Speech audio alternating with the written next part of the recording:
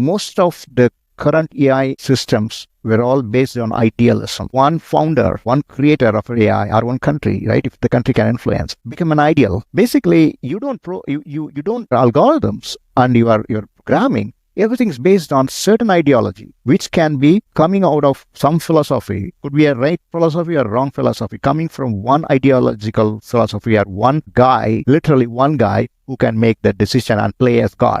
Right? That is what most of the AI, and it kills me from inside when I see such kind of AI, because I can see that what's going to happen eventually. A lot of these gods, demigods are going to come behind the AI. Each AI will become a god. So that's the idealism which I didn't like. Why I love nominalism, Aristotle's nominalism. Aristotle's nominalism says that, you only learn from the environment. The intelligence comes from the environment. Now you see the global leaders negotiate based on minerals, negotiate terms based on artificial intelligence. These are all tools. They are called geoeconomic tools. But again, you have to use it as the right strategy to, apply right strategies and use the right tools for right negotiations. That may sound very political, but then once you have the priorities done, these are the tools we need, these are the resources the nation has to focus on, then you are going to tell the industry, hey, align with it. So the industry goes and gives its priority, and businesses are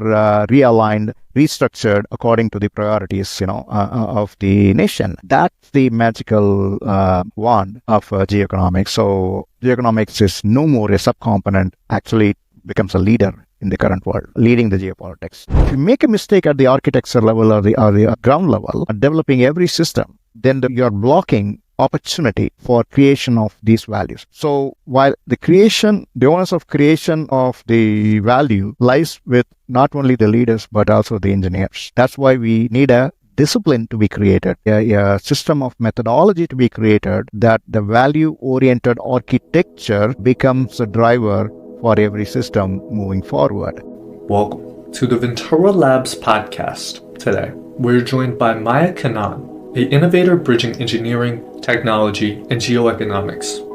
He's exploring the fusion of politics and economics with the transformative role of AI. He introduces his visionary geoeconomic framework discussing digital inheritance, blockchain governance, and the challenges of reshaping economic systems. Now, back to Maya with the 31st Ventura Labs podcast. All right, Maya, good to have you on the podcast today. Glad we could sit down and talk. Hey, Grant. It's my pleasure to join you today. Absolutely. Let's just start by, if you could share a little bit about your background, maybe some highlights of your career that have informed your perspective that you now have today. I'm basically an engineer. I'm an electronic engineer, but who got into computers by choice or by situation. I developed passion in robotics during my college time that, got me into the field of computers eventually. After working in large corporates for a few years, I started my first venture in the year 2000 in the US. I migrated to the US in the year 2000, and then I started my venture. Within 1 year, I started my first venture. It was a boutique tech company, which I designed it to be a highly innovative company, and I ran it as a closely held company for many years, almost 10 years. And then eventually my quest and passion for more things in both electronics as well as in computers got me into the fields of innovation, where I traveled a lot on the Internet of Things. So two or three things were happening pretty much in the same time period. Right after 2010, the Bitcoin white paper came and started creating the distributed computing world, a new outlook for it. And then the Internet of Things, which is pretty much the electronics boom, which was being held for quite some time. Finally, in the name of Internet of Things, the electronics and sensors market, was getting a facelift. And then artificial intelligence was kind of showing its face, here and there.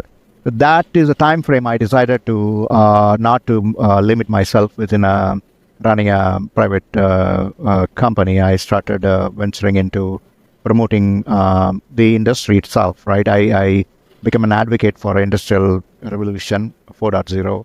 I've been the speaker in many conferences and traveled around the world, and then promoting companies as well as I also launched few other startup companies on my own. But one thing I was not happy with is the way things were being projected and promoted was not really scaling up in the market, right? Whether any technology or any business models they were putting out there, whether it is Internet of Things, which was supposed to be scaling to $60 trillion as per the GE's chairman, it didn't even scale to $1 trillion, 60 trillion and trillion, not even a trillion, less than that. So there's something always, everybody was doing the, shallow harvesting and plowing shallow and not able to really to, create institutions and companies that can scale up in its true value, right? So a lot of failures and I know people don't talk about failures to keep the market intact, but there are a lot more failures in all the fields, including the blockchain. I was not very happy the way blockchain was being hijacked by the cryptocurrency enthusiasts. So that made me to go back and do research. So I took while promoting the all these traveling around, then promoting the tech and business models. I also spent a substantial time in research, and finally, by 2020, I wrote a white paper on Karma Capsule Network, a unique breed of artificial intelligence network, which combines AI, distributed computing, what you call blockchain, plus the Internet of Things market itself, is the electronics part of it. So it's a unique breed that was created with an intention of giving a heads up for the new generation of companies and business models to evolve from it. So that was the beginning of my new era that I got involved in, very innovative companies, post Karma Capsule Network. By the way, the technology name for it is called, the technical name is Reinforced CapsNet. Reinforced CapsNet is based on CapsNet, which the award-winning Nobel Prize winner Geoffrey Hinton, right? He got only last year the Nobel Prize, but I adopted his framework, his CapsNet framework, way back in 2019 to develop my theory on top of it. Although I had a lot of ideas very much in line with him well before I came to know about his white paper on CapsNet, but what I saw is an opportunity for me to piggyback on a scientist who has a reputation of 40 years in working in artificial intelligence. So basically, reinforced CapsNet is a modified CapsNet that would adopt a beautiful neural network for mostly to hold not just the data but intelligence into smaller microbots of intelligence into a very complex network, deep network. So that's the beginning of my new era, and then eventually I got into doing something about economics, because what I saw every time the market tried to, the people come together, leaders come together, the industry leaders come together, social leaders come together to promote something, but when it comes to implementation, it falls flat. Every time I've been seeing the cycle. So finally, only the shallow players make money from the market and run away and dump the system and declare, oh, it's a failure, right? We've been seeing it every cycle when a new technology is promoted, a new innovation is promoted. Only the speculators make money and not the real industry players and hardworking, businessmen and the technical people. So I wanted to do something about it, and I saw that monetization and economics is a major problem, right? Even the market players, even speculators, if given an opportunity to really make money on real assets with its value, they will do it. They are speculating because a lot of people would not have the ability to create such an intrinsic value in the assets, right? So I decided to spend time on economics, and I chose geoeconomics as a global political economics because a lot of these things are connected politically. Because during my Industrial Revolution 4.0, although it was a kind of a technology advocacy tour across the world, but I ended up representing countries, right? And the political system, because Industrial 4.0 is a political push as well, not just only the economic push. So I saw that opportunity to do something about economics. So connecting economics and technology and business world, right? That's what I started, focusing for the next few years. And then while promoting the companies, so I work on startup companies, to create this, put them into this business model. And even existing companies who are interested in launching new products and solutions, I get involved with them. That's what my life in the last few years. And finally, I also released a book on this called mayaNomics, which you got the copy of it, and hope you enjoyed the book. So the book is, it's the beginning of me, giving a platform for people to understand geoeconomics from the economic perspective, technology perspective, and business perspective, right? So that's what I am. And moving forward, I intend to, help bridging the gap between the investment world and the technology or the innovation world, right? Innovation as a major tool for political and economic success, and that requires somebody to bridge the gap between the actual flow of capital and the good projects and good systems and good companies and good societies to be built, efficient societies to be built, and which will give rise to efficient companies, which will help everybody, in the economic ladder. Right? That's what my goal and my journey moving forward. And at what point in this journey did your political interests start to spark and you became interested in politics? Well, from my, I'm from India. Indians, it's like, unlike the Western world, only recently Western world is catching up with the political, getting involved in politics.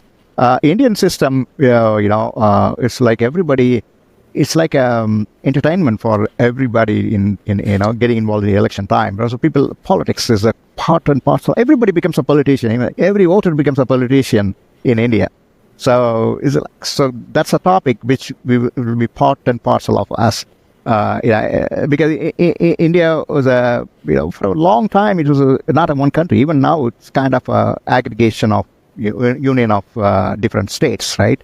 So my interest was always there in the a very young democratic system. Only 50 back then. It was 50 years when I was young, but now it is only 75 years of democracy. It's an experiment, right? All the democracies around the world are experiments only, and so that gave me always there was a passion a little bit, was it? But then coming back to your actual question, where it really got into my mainstream is the Industrial Revolution 4.0.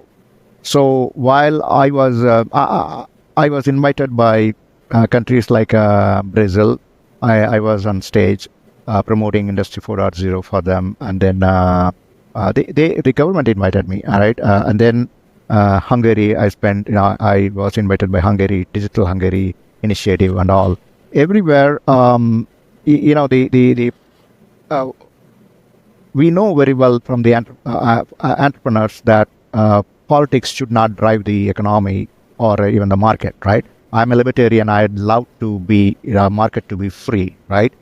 But at the same time, a political decision really influences or makes or breaks policies.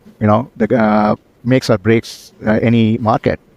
Policy change, even a small policy change, can make a major influence in the market. So all the hard work and the efforts that's been put can go completely south if the policies are not in alignment. So that's why I took this interest on it. Right? It's as much, if I'm not the policy maker, at least I should be part of the as system which can influence the policymakers and educate them or get something done to make the policies of the nation align with it. That's how it started. Then eventually my passion for GeoEconomics started from one of my friend introduced me. I was trying to describe what I am, and we met in Budapest once, and he's an author, famous. He's a guy who his name is Abhishek Prakash. He wrote a book called "World is Vertical" in 2019 itself, well before a lot of these things that you see globally, right? So we had a very nice chat, and I was asking, he's into geopolitics, right? What was I trying to explain? Then he started introducing me into the world of geopolitics and all. The word geopolitics itself is a kind of new, right, for me.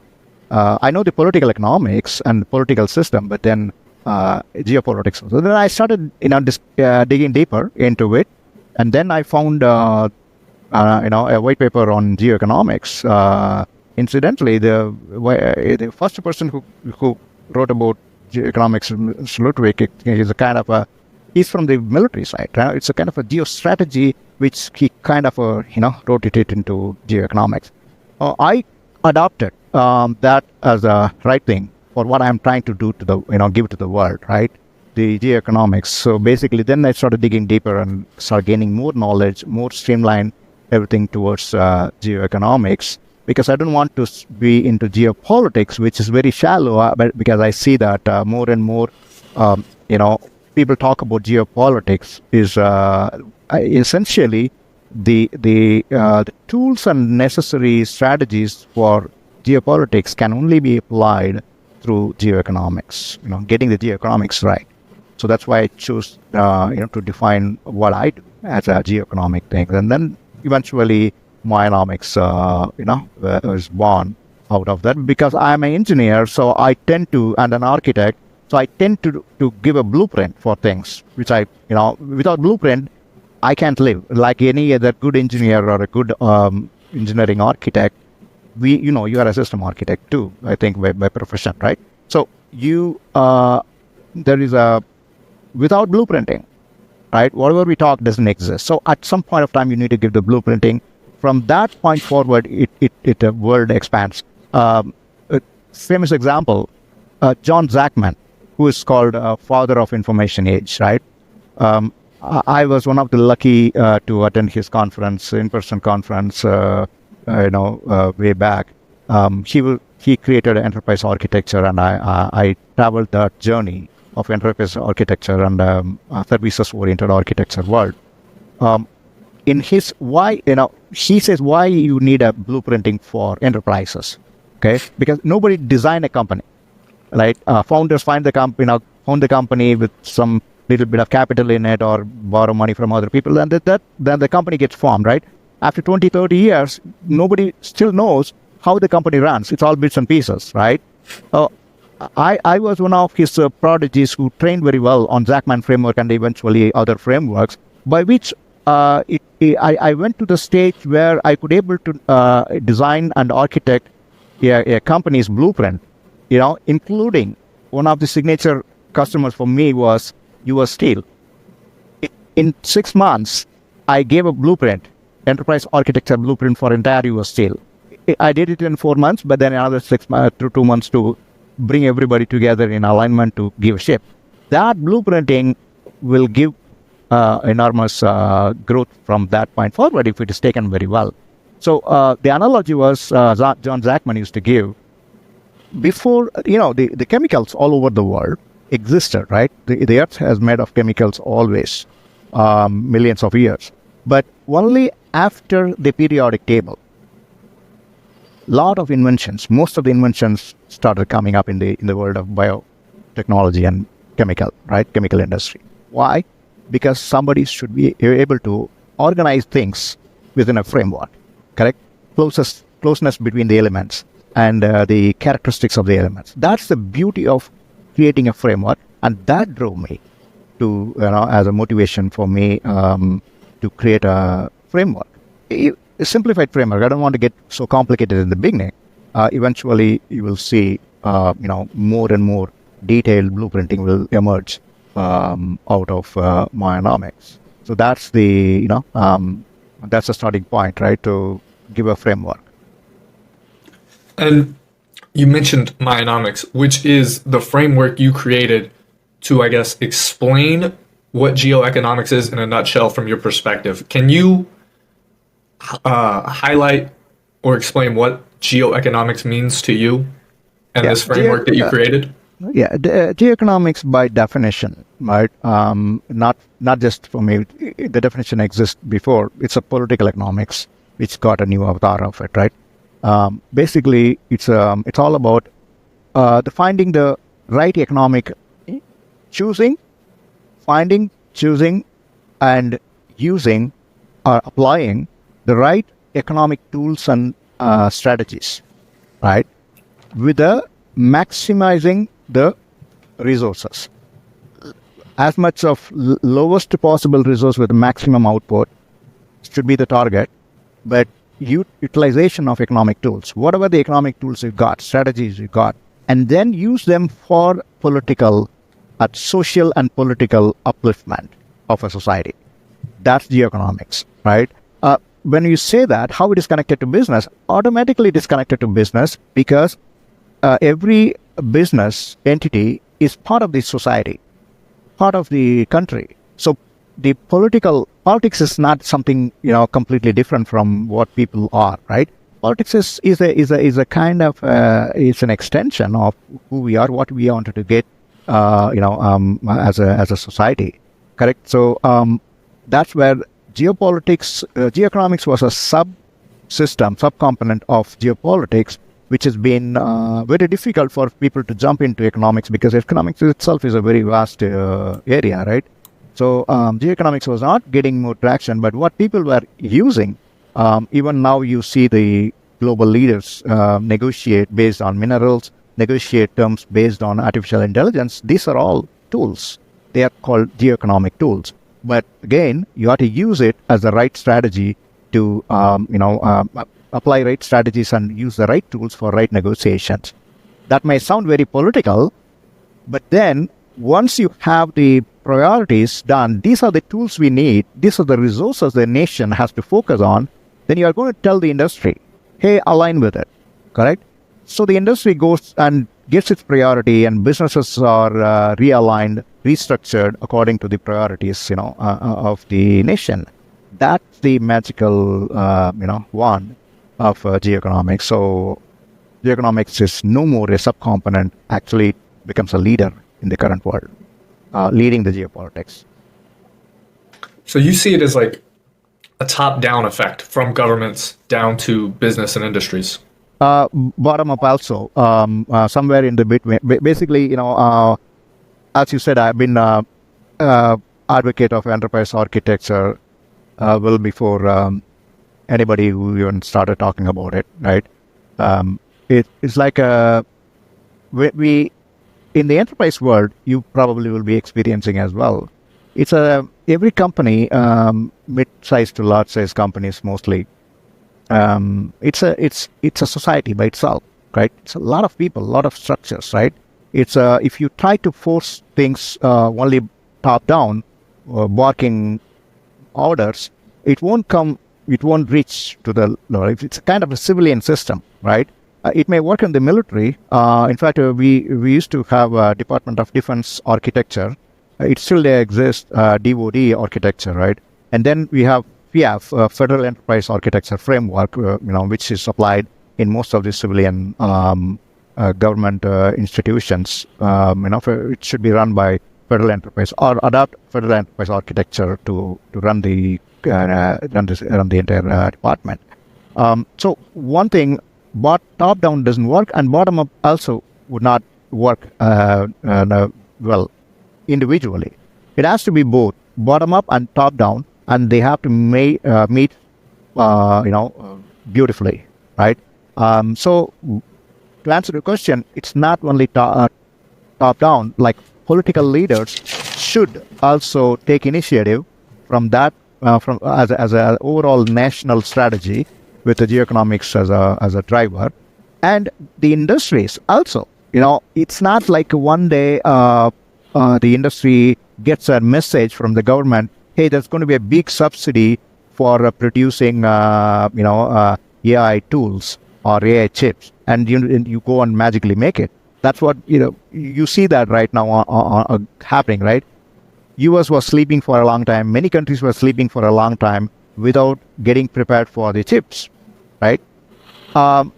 Why this is say is it suddenly TMSC coming with $10 billion, $100 billion, whatever the capital that you put in the fabrics. If you want to put a fabric plant, it could take 5 years to 7 years for the plant to start producing, right? And that preparedness has to be there. Unless you have that, well in advance, the strategy for the nation has to be well in advance, and the industry also should be aligning itself, not only waiting for the government to give instruction, but get ready, by itself. So basically, GeoEconomics, we as a small community of geoeconomic enthusiasts and advisors. So that's what we intend to do, not only to the governments, but to the industry, get them economically knowledgeable, right? Because usually the industries and the entrepreneurs will come to know things pretty late. When the market crashes, they come to know that they lost their opportunity. And when the market is booming, pretty much only some people, the speculators and the market mediators, make money quickly. But by the time the entrepreneurs catch up, it's too late, right? Except for some oligarchies and oligopolies, right? They're always close to the government, so they can create and influence policies. But most of the entrepreneurs are not ready. Industrialists are very, very, slow in adoption, because they don't have the right tools, economic tools, to make decisions.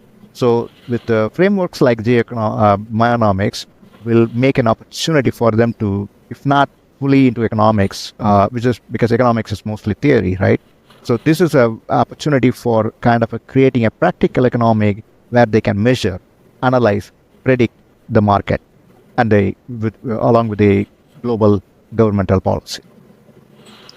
And what are the central themes of your geoeconomic framework, mayaNomics? How does it bring these things together, and where does AI become involved in all of this? Okay, so if you look, economics is about the psychology and the behavior of people, correct?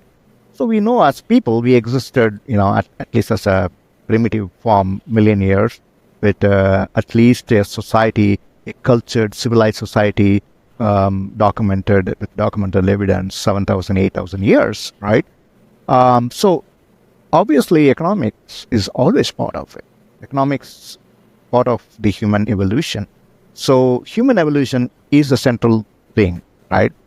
The economics change, the art and science of economics started evolving as the human evolution was, transforms from one stage to the other stage. The key thing is, while with my study across all the philosophers, economists, who created theories in the past few hundred years, if not 1,000 years, right? What I learned is along the human evolution, there's always minimum two groups, which is quite natural. One adopts the philosophy of individualism. It's all about what I want individually, right? And then the society, me and the society. That's individualism. And there is another ideology called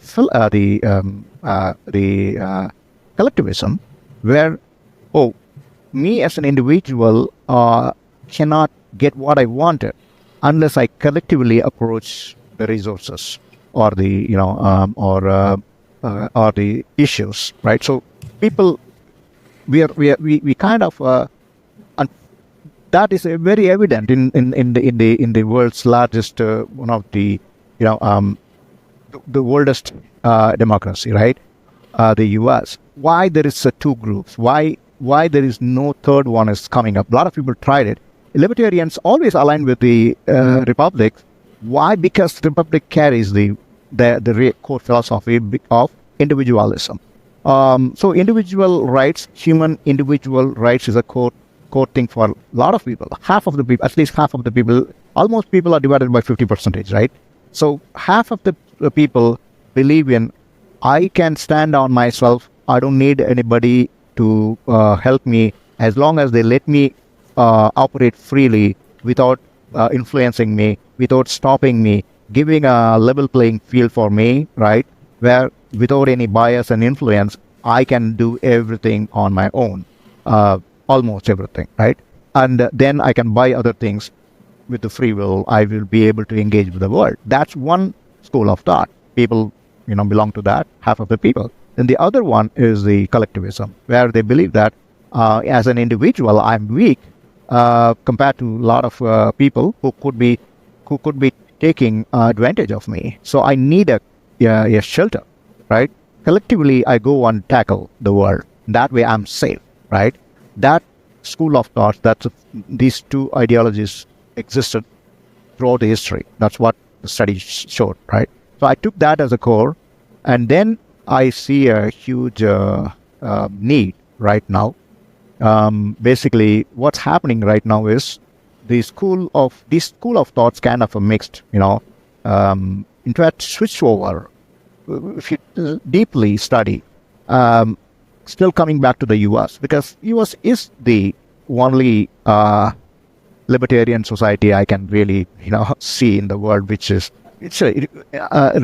regardless of the flaws in the U.S. system, it is still the best republics in the world. And democracy, I won't say, but as a republic, yes, true republic, right? And you can see that evidence from there. There was even the political parties. The ideologies shifted between these two political parties. What they stand for in the last 150 years, right? What used to be the philosophy of the Democrats, most of them is now philosophy of Republicans, and Republicans' philosophy, switched over. So that was a core indicator. There is something more, happening, right? There a lot of people are looking for a common ground. Okay, you can't keep on fighting with each other because these two are not going to go together, right? If you exist, the other one becomes enemy. Then the system is shifted all the way to the other side, right? Then after 4 years, it's been getting shifted. Then people are getting confused. People are going to, are feeling stressed. So the society, even the politicians and the industry leaders are looking for a common ground. At some point of time, we got to live in a system which is more efficient, right? Including both the philosophies, because not one of these two philosophies is going to make it on its own. That's what my take, and that's a core central theme of mayaNomics. Coming to the AI, the human intelligence was always an influencer all throughout the history. While the human evolution was going, the human intelligence was always a major player in the balance, right? Because as human intelligence comes from the knowledge, and the knowledge comes from the access to the information. So it tend to be, if the power was in the hands of few people, what we call nobles, right? People if you see the history historically, people call themselves as nobles, and the kings used to appoint the nobles as a kind of knowledge people to drive or advise the government. So that existed, and there was always a bias and kind of a manipulations in that. But now we are in. We learn to, we as a people of a society learn to live with it, and many times we learn to live with this kind of human knowledge-based hijacking of the society, and we learn to tackle it through the government, right? Sometimes government use them to keep them at a bay, but still use them on strategies. But many times, it is the people who take things into hand. But one way or the other, these intelligence systems, intelligent community, or so-called intelligent community, or the knowledge wisdom-based nobles always has to be, handled very well. But with the artificial intelligence, we are seeing this as a huge problem, because at least the human intelligence you can influence, right, with the help of the other school of thought, two school of thoughts coming together to tackle this noble system, right, the so-called intelligent system.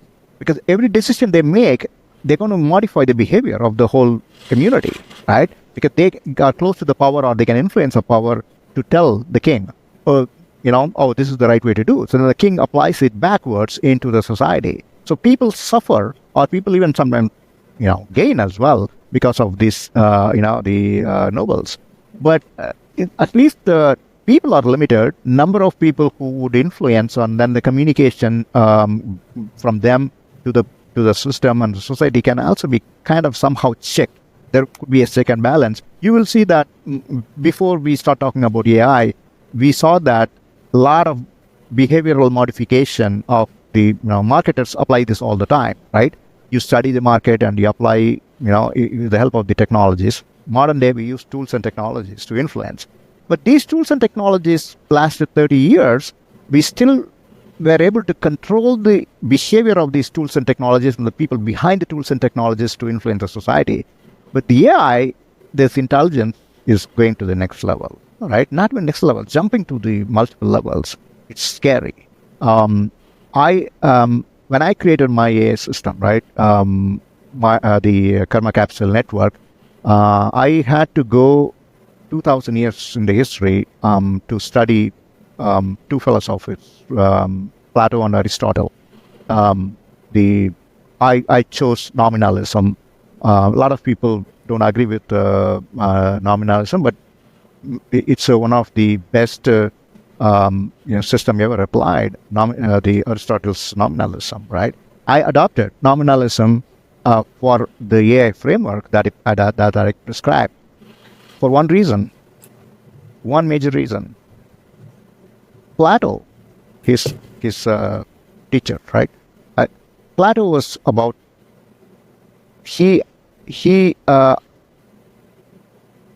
Plato was he was forcing ideology, right? He's almost convinced there is ideal system.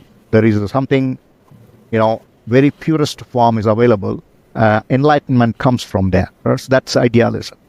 The problem with most of the AI creators, it's very important, right? A lot of people don't even get close to it.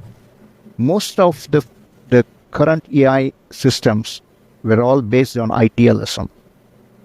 One founder, right? One creator of AI, or one country, right? If the country can influence, become an ideal. Basically, your algorithms and your programming, everything is based on certain ideology, which can be coming out of some philosophy. It could be a right philosophy or wrong philosophy, coming from one ideological philosophy or one guy, literally one guy who can make the decision and play as God, right? That is what most of the AI, and it kills me from inside when I see such kind of AI, because I can see that what's going to happen eventually. A lot of these gods, demigods are going to come behind the AI. Each AI will become a god, right? So that's the idealism which I didn't like. Why I love nominalism, Aristotle's nominalism. Aristotle's nominalism says that you only learn from the environment. The intelligence comes from the environment, not from somewhere from the purest form. Correct? That's a beautiful basics for creating an AI. Because AI should learn. It should not be programmed by one guy. It should not be influenced by a small group of people. It should learn. It should have the ability to learn, adapt itself from the environment. Right? That environment should not be biased environment. It should be very, very neutral environment, and a kind of a free environment where there is no simple bias. And creating such kind of network is very, very, very difficult. That's why most of these Gen AIs are all kind of a shallow. They call LLM and all, but then end of the day, what they do is just manipulations, right? The natural language processing, they're quickly putting the things together to only work on the words coming from logic, right? The logic is the base, right? But then the words can go back and influence the logic, which can basically influence the whole system. I can go on talking about it for a long time, but that's the core, right? The central theme is right now, I feel that the right time to create right framework before AI takes over us in the wrong direction. It's necessary for I'm doing my whatever I could able to do, come with a framework, and I'm going to keep working more on this. While I'll be happy to share the knowledge with other people to who can work positively towards creating a good, beautifully inherited, digitally transformed world. And in merging these two, how do you practically implement this? Instead of having one individual creating this AI god, do you have a group of individuals that come together as a collective to create this AI that you speak of, or how is it implemented? That's a beautiful question. That's a exactly precise question that I was looking for the right moment. That's the beauty of blockchain, right? So first time when I saw the blockchain, right, I got a wow moment when somebody could able to put together, concept of blockchain, the decentralization, the trustlessness, right? That is the turning point. So it can only be implemented with the consortium of people getting together. So by now, people closer to me would know that I advocate for consortium blockchain. That means it's not that I don't support public blockchains. I'm a critic of Bitcoin because it doesn't. Bitcoin. I love Bitcoin as a technology, but I'm a critic of Bitcoin being traded as an asset, because it's not an asset, right? But I'm also upset with the community that they could have done a lot more with the Bitcoin, with the capital they were raising. A lot of things could have been done in the right way. Essentially, consortium blockchain is neither private nor public. So private blockchain doesn't even make sense. They're just implementing a technology. They could have done it with something else also, right? So the integrity, we use the word integrity of blockchain will be lost in every private implementation, because those who are technologists would understand it. That is, I don't want to name I analyze a lot of blockchain on behalf of my clients. So I get passionate about it, and I can deep dive into even to the code level a lot. So I was there's one blockchain, and many of them are like that. One blockchain where they have a blockchain implemented, but you can also, they said that there is an additional feature. You can also go to the database to get the query, the data. How come this blockchain? You have the data in the network, the blockchain. You can also query that same thing in the database. That's the integrity is lost. Distributed computing, decentralization, the immutability of data, everything is under attack. Right? The moment you put the data where somebody can query it, somebody can modify that. They say that whatever in the chain will be there, whatever off-chain only we are. Well, you don't even have to expose the data. Even the read form should not be there, right? So there are a lot of funny things happens in the private world.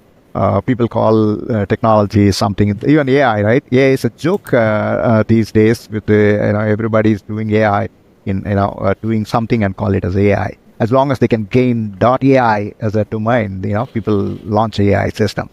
So what I was getting you into is the consortium blockchain is played out, right? It brings in the best out of the private because it is created for private people, okay?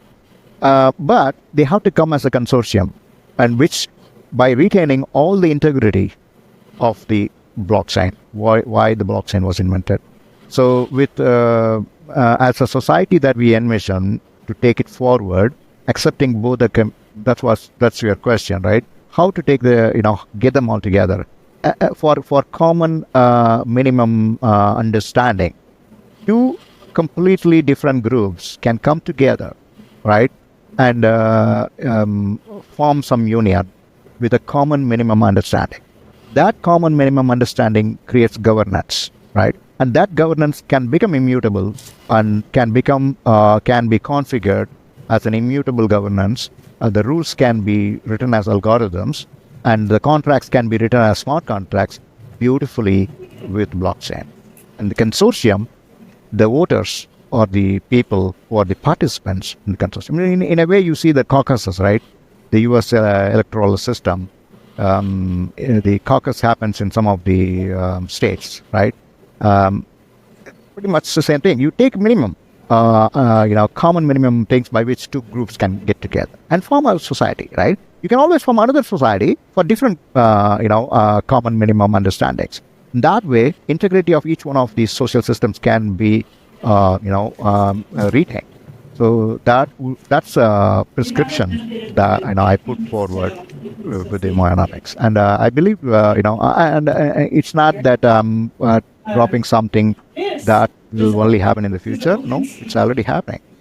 People don't call it as a consortium blockchain, but a lot of people are doing it silently, right? Some of them may not be the way I wanted it to be, but wherever I get involved, I make sure that it is created as a consortium with full integrity of decentralization, distributedness, trustlessness, and immutable algorithms. And this common minimum understanding, what does this look like in practice? Does this look like a code base that's shared that just outlines like a target aim or like outcome, or what does this common minimum understanding look like? Yeah, goals, pretty much the goals with the high level, and then translated in the form of implemented in the form of actually writing the code, obviously, right? So it is everybody has to be stakeholder here. If, for example, if it's easy to write rules, but going and implementing it is difficult, right? So basically, everybody takes part in this whole thing. All these people should be a participant in with the understanding of the principle of the common understanding. But the common minimum at the highest level, it could be if I'm creating a GeoEconomic framework between two nations or a group of nations, right? This common minimum understanding will be a kind of a treaty, right? Signed by all the political leaders coming together, right? And then the business community coming together as the stakeholders, right? They also sign up the rules of engagement for the trading community and the business community, enterprise community, and all these rules have to be kind of aligned with each other, and governance has to be created parallelly. But all these things should be finally coded, right? Previously, before AI blockchain, we used to develop the systems, governance systems and all. It's all mostly kind of loosely coupled codes, which can be modified easily by somebody getting access into it, right? Except for in government organizations, they have a mandate. They send a memorandum that cannot touch this data, but it's still accessible for somebody working inside to access. But post blockchain, you won't give access. Even if you want to give access, there's no access because it's only the consortium that controls access to this data. So obviously the coders or every code has to become immutable code, right? People talk about immutability of the data, but immutability of the smart contracts and the immutability of the code itself, okay, has to be implemented. The guy who writes a code should, once approved, once provisioned, should not get access to change it. I know you say that, there are source code control systems or all, but even those have some access by which, with a few authorization at the lowest level, you still will be able to go and change the code. But what we are prescribing moving forward, if you are taking such a kind of economic, the policy-oriented code, it has to become highly immutable, right? That's where you can create such a decentralized system with a common minimum understanding, which can be implemented all the way down. With the common minimum understanding of the collective being immutable in code, how would you allow for the freedom of individuals to contribute to that collective in creative ways? Okay, great. So that's where the caucus is coming, right? Individuals make a decision. The republic, right? you ask a lot of people, can you differentiate between a republic and a democracy? Many people would not be able to explain it very well. That's the key here to understand. So in a simplistic way, right? In democracy, it says, hey, 51% people agree to something, remaining 49% people comply, whether you like it or not, right? In republic, hey, 51% people are still going to make decision, right? 51 is a majority, but remaining 49 need not participate. You are let to free from this particular thing, what you're voting for, right? You are let free. You don't have to participate in this. You don't have to comply. If you willingly, you can participate because you like it. You lost it, but you still wanted to support it. Beautiful, you can support. But you have a choice to stay away. That's the difference of republic, right?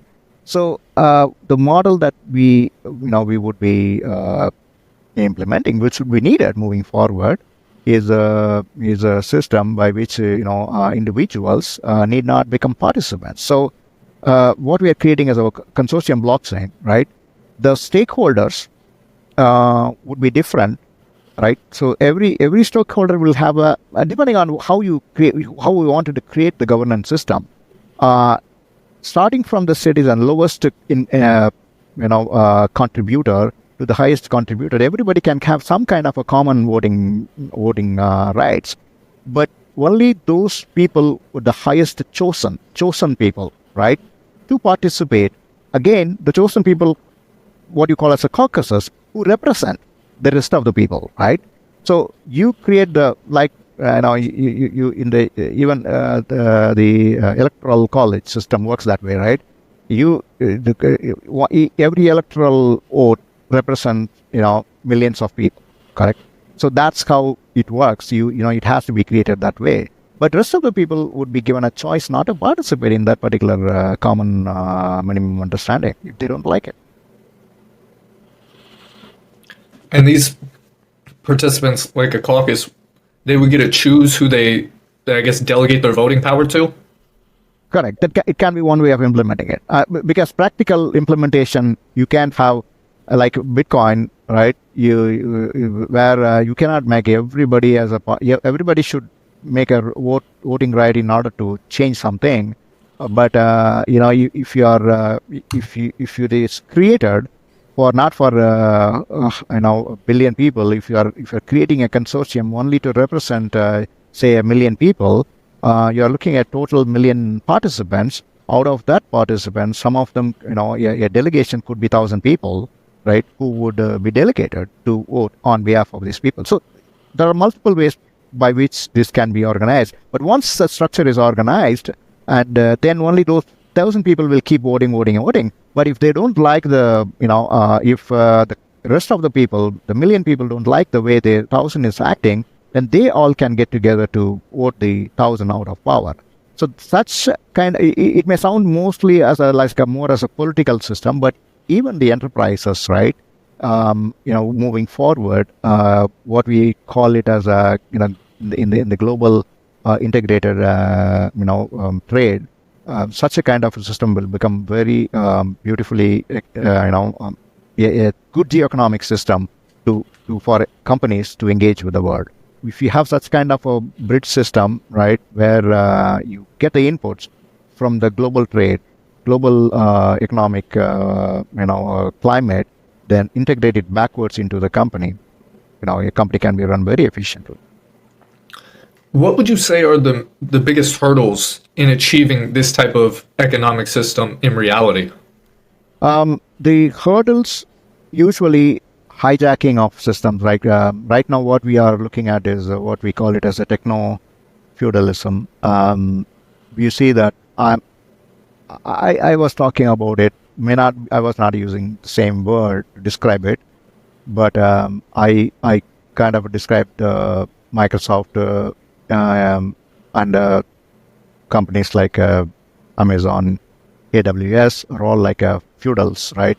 Because in the early stage, I saw that, okay, there's a computing, it's all about good computing, taking servers to the cloud, blah, blah, blah. But then within few years, I started seeing that what they're trying to do, it's all about converting. It's not about technology. It's about converting the system of renting, right? So they become rental lots. That's all they are right now. So they are going to be a big hurdle because I was in a very high profile meeting once with a big company. They are supposed to advocate. The meeting was for blockchain, but within 25 minutes of the meeting, I could able to understand their intention is not to promote blockchain, right? Their intention is actually to crush blockchain so that their other thriving business will keep going, right? Because blockchain is an enemy to them. Why would they promote the enemy, right? So that would be a problem, big hurdle with the dominating oligopolies companies. More techno-feudal companies will become a hurdle, right? And then the other hurdles would be bad technology, implementation. So no matter what we talk, right, including the AI that I described, right? Many people are programming the AI, right? AI should be the math and the algorithm. It's physics. It has to take care of itself. It's only through the data you train the model. And data is your program, right? Except for the baseline program of the model, rest of the things are all should be through the data, and then removing the bias out of the system. But then implementation always is a major hurdle for any kind of a revolution. So we are going to face that same problem in the implementation also, right? With this as well. Although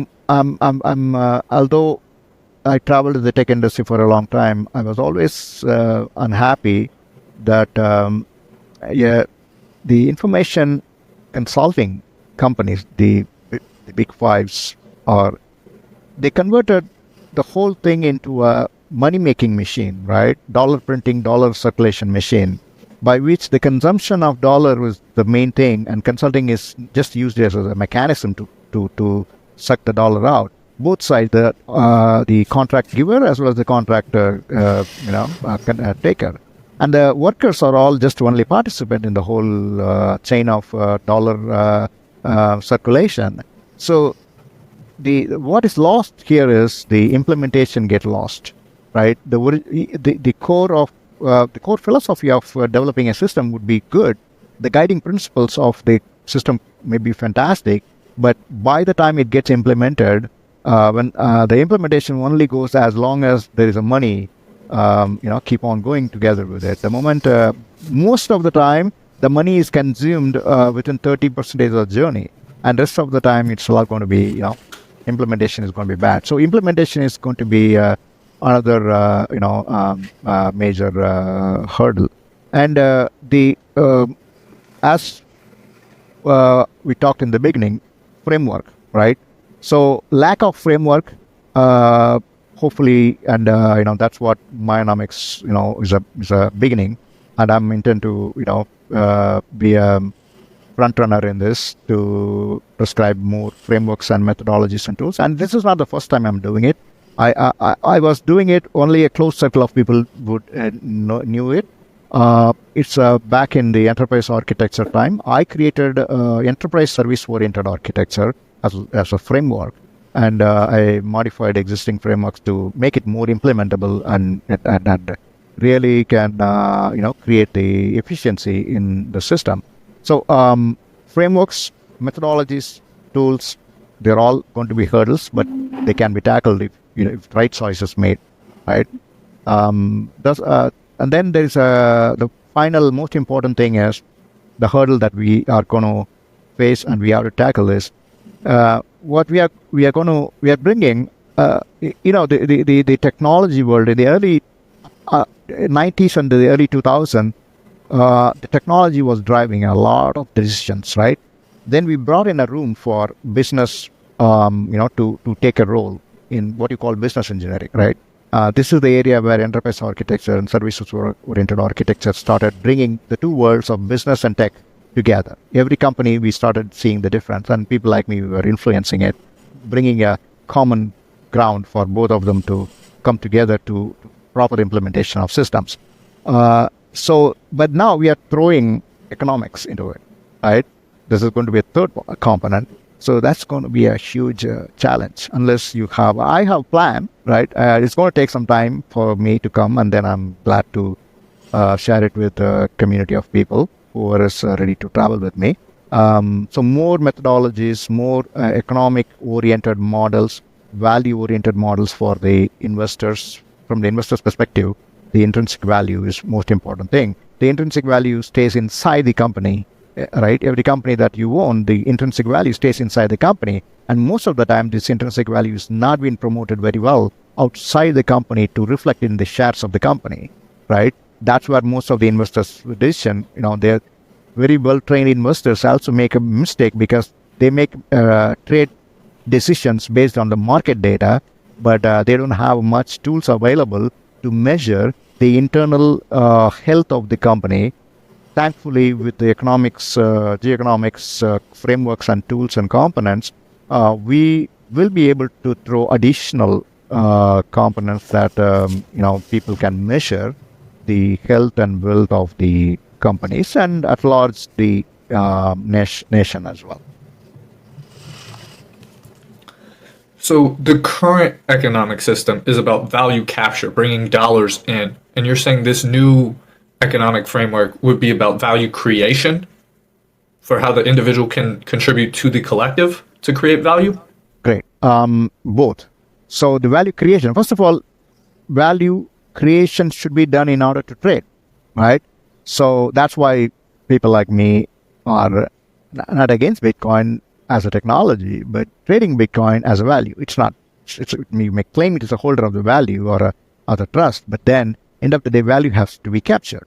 So the value of what we call as the hotspots within the organization can only be captured at the engineering level. So if you make a mistake, right? So if you make a mistake at the architecture level or the ground level, developing every system, right? Then you're blocking opportunity for creation of these values. So while the onus of creation of the value lies with not only the leaders, but also the engineers. That's why we need a discipline to be created, a system of methodology to be created, that the value-oriented architecture becomes a driver for every system moving forward, right? At the highest level, what I call the business and the leadership, should be working on economy-oriented architecture, and the ground level, the engineering should be working on value-oriented architecture, and there has to be an alignment between the economic-oriented architecture and value-oriented architecture. And this is done for different reasons, with the different methodology in the past. Although industry adoption was very, very low.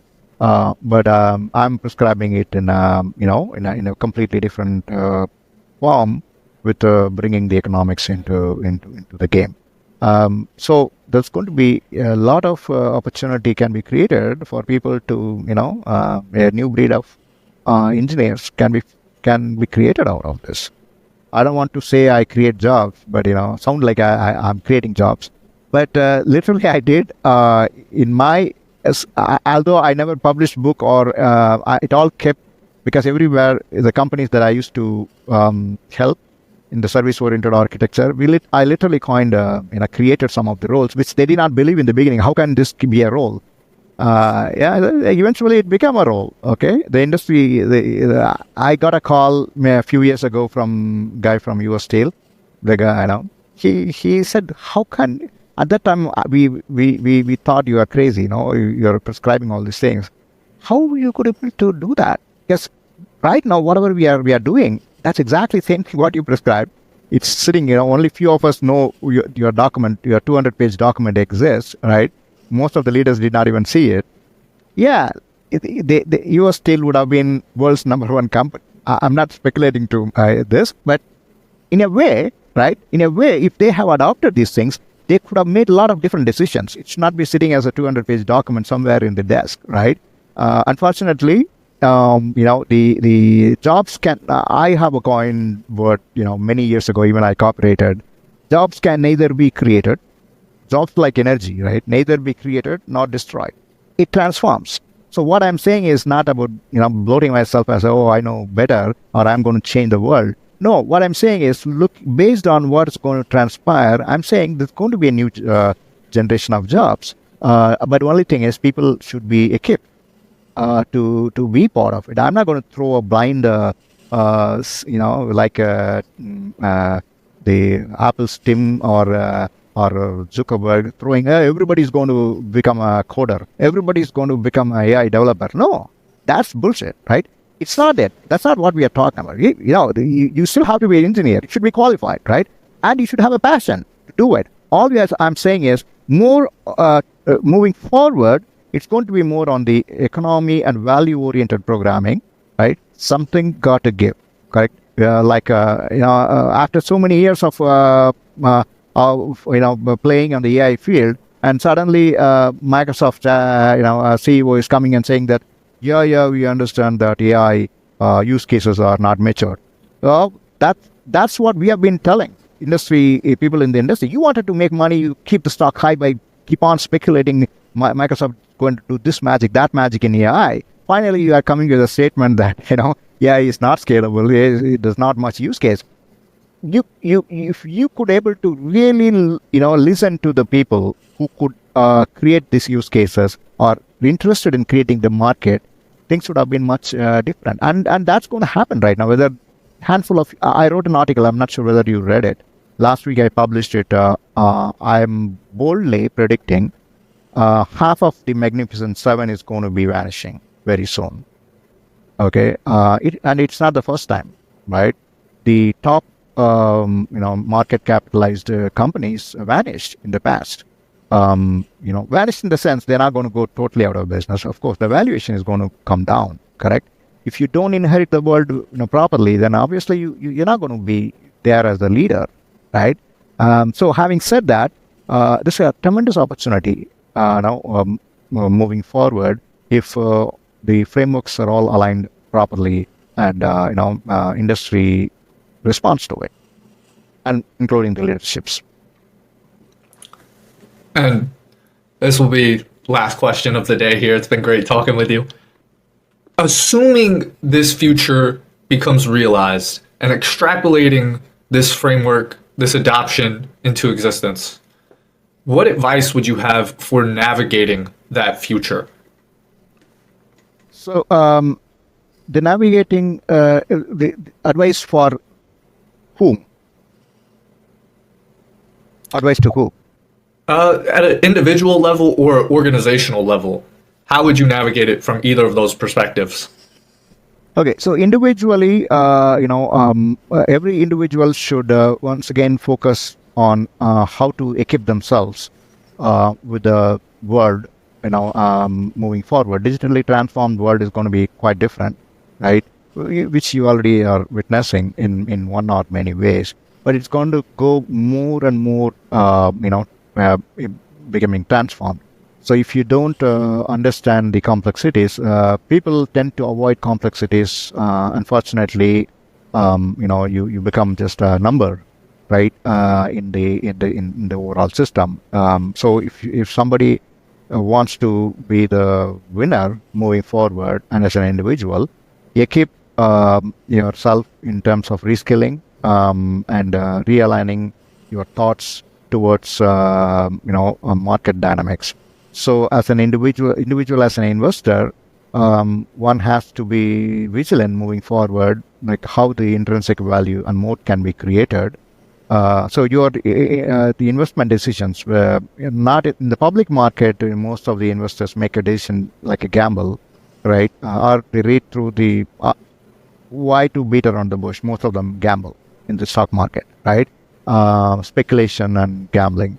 But in the private market, you can make a very good, intelligent decision. So the alternate investment market, which I mostly work with, right, as an investor and a VC, Intention is to create a good, first of all, create great companies, right, with the intrinsic value. Help individuals to reskill, readapt, and including entrepreneurs to understand the value-oriented architecture and intrinsic value-based asset creation. With the investor side, it's about helping. They should be understanding that moving forward, you will have more tools and technologies and models to measure. You don't have to get stuck with theoretical economists coming and giving a lecture on economic models. I'm not saying they are wrong, but most of these economic theories and the measurements are all based on the past.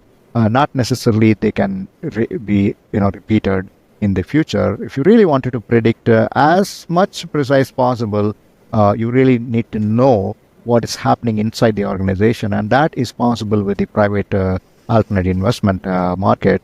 With these GeoEconomic tools, you adopt more of these tools and technologies and knowledge, then obviously you should be able to make very wise decisions in terms of investments.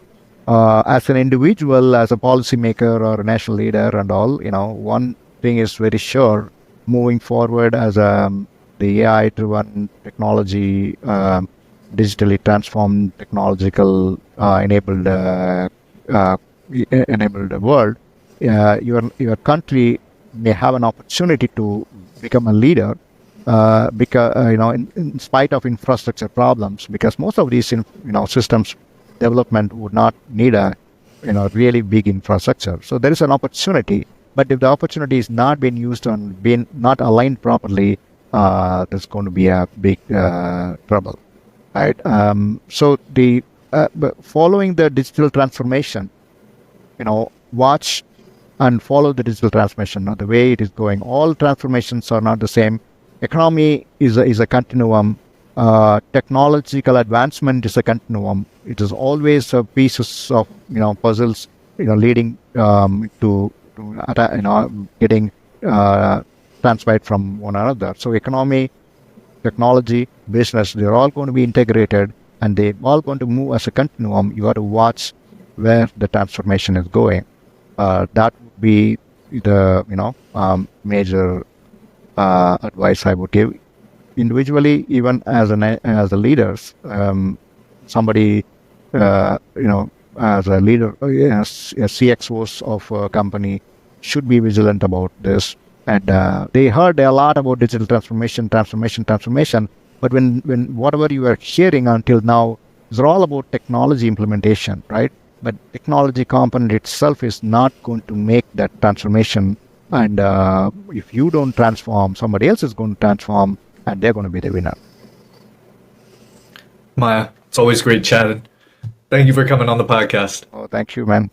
Nice chatting with you, and thank you for giving this opportunity to share my input to the world. And I hope mayaNomics is going to be adopted by the community, and I'll be happy to get involved as much I can support.